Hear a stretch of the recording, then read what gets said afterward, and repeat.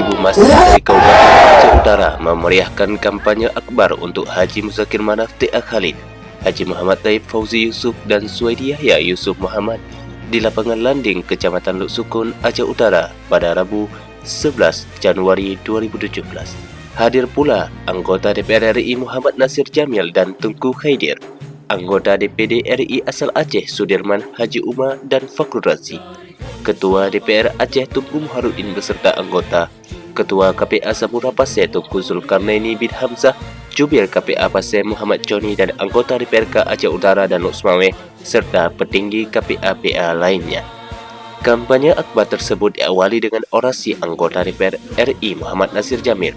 Politisi PKS ini menyampaikan pemimpin Aceh yang tidak memiliki kekuatan politik di parlemen seperti orang berjalan sebelah kaki. Sementara itu, Mu'alim saat berkampanye menyebutkan calon pemimpin yang diusung PA adalah untuk menyelesaikan persoalan MOU Helsinki bersama dengan para ulama di Aceh.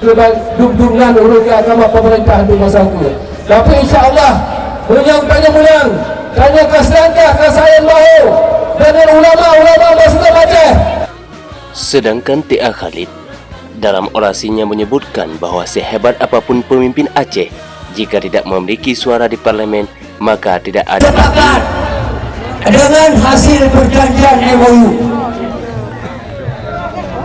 Sedangkan orangnya nahai pakai Aceh kaki pun taman pasca dame pakai golong selesai.